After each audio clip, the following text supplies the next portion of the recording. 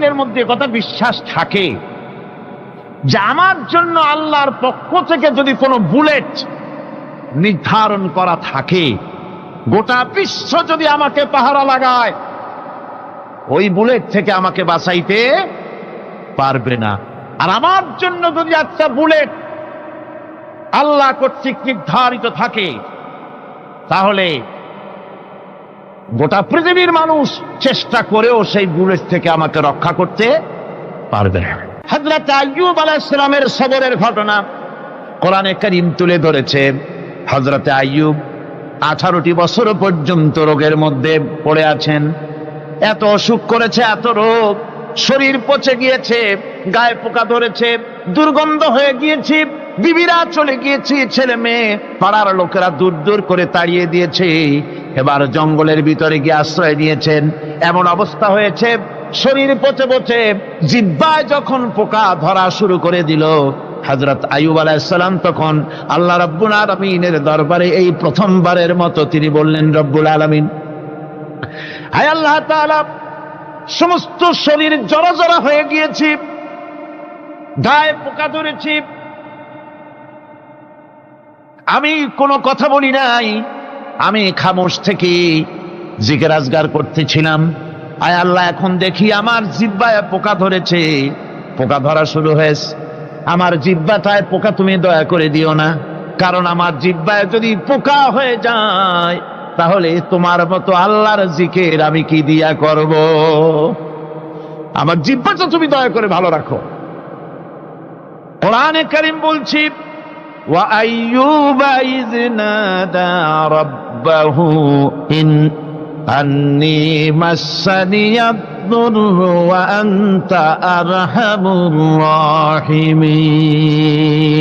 স্মরণ করো সেই সময়ের কথা যখন আইয়ুব তার রবকে ডেকে বলেছিল, আমি অসুস্থ আর তুমি তো রহমান রহিম, দয়াময়।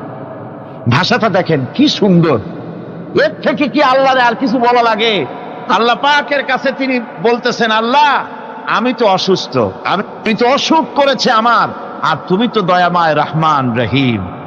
এক অন্ধ, ঈদের দিন কত অন্ধই তো আছে খয়রাত করার জন্য, ভিক্ষা করার জন্য, চতুর্দিকে ভিক্ষা করতেছে অন্ধরা।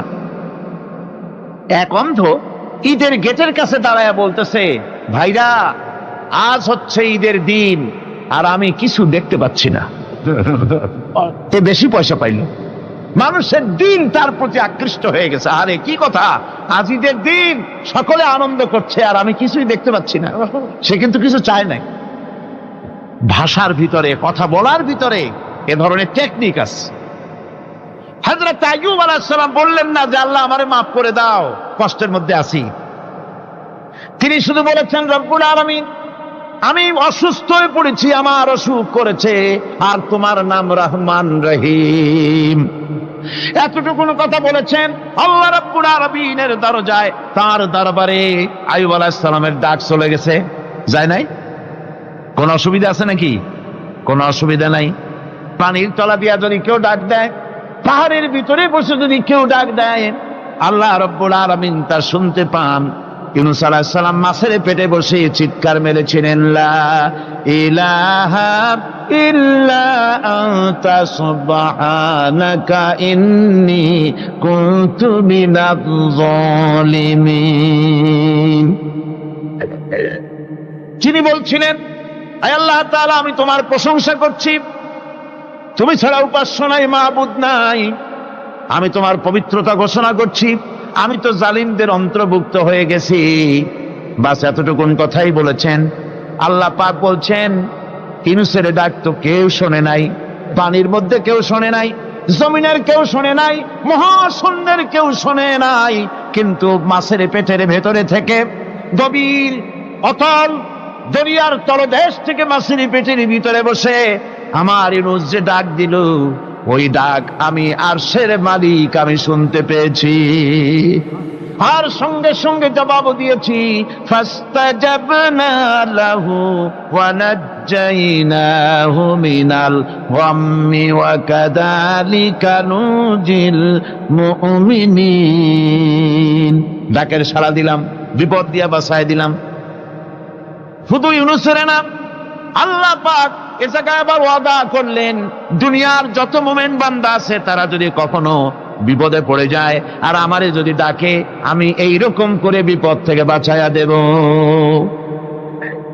আইয়ুব আলাইহিস সালাম যখন আল্লাহ রাব্বুল আলামিনের কাছে ফরিয়াদ করলেন, আল্লাহ পাক তখন বলছেন, কোরআনে কারীম বলছে, ফাস্তাজাবনা লাহু ফাকাশাফনা মা বিহি মিন দুররিন ওয়া আতাইনাহু আহলাহু ওয়া মিসলাহুম মাআহুম রাহমাতাম মিন ইনদিনা ওয়া যিকরা লিল আবিদিন। আমি আইয়ুবের দোয়া কবুল করে নিলাম, শুধু তার পরিবার বর্গই দিলাম না, বরং আরো কিছু নিয়ামত আমি তাকে দান করে দিলাম। এবং তাই জন্য যেহেতু তারা ছিল আমার অনুগত বান্দা, আমার বাধ্যগত, আমি এই জন্য রহম করেছি, সমস্ত রোগ শোক আমি মাফ করে দিয়েছি। আমাদের সামান্য একটু জ্বর হয়, যদি 2-3 দিন জ্বর হয়েছে, জ্বর ছাড়ে না, বলে যে এত ভালো ভালো কাজ করি তারপর আমার এত জ্বর হওয়া লাগে, অমুকরা এত পাপ করে, তা তো কিছুই হয়নি। খালি আল্লাহ আমার চোখে দেখলো, আমার বউর অসুখ, আমার অসুমুড়ি সারি না। ভাইরা, আপনি ঠিক পান না যে কি গুনাহ আপনি করেন। কোরআনে কারীম বলছি, ওয়ামা আসাবাকুম মিন মুসিবাতিন ফাবিমা কাসাবাত আইদিকুম ওয়া ইয়াফু আন কাসীর। যত বিপদ তোমাদের উপর আছে সব দুই হাতের কামাই করা, আর আমি তো অনেকগুলো ক্ষমা করে দেই। তোমরা যত পাপ করো, আকাম করো, সবগুলির শাস্তি যদি দুনিয়ায় দিতাম, সাহস করার সময় পেতে না।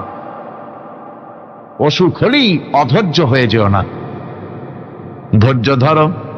আল্লাহ পাক বলেন, শুধু আইয়ুব নয়, ওয়া ইসমাঈল ওয়া ইদরিস ওয়া যাল কিফলি কুল্লুম মিনাস সাবিরিন। এইভাবে করে ইসমাঈল, ইদ্রিস, জুলকিফল সবাই ছিল ধৈর্যশীল। জোরে বলেন সুবহানাল্লাহ।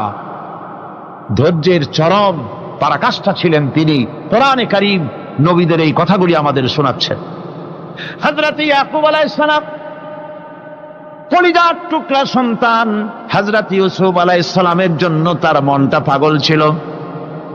এত সুন্দর করে আল্লাহ তারে বানাইছিলেন, এত তিনি ছিলেন সৌন্দর্যের পিরামিড, যারে দেখলে চোখ ফিরানো যায় না।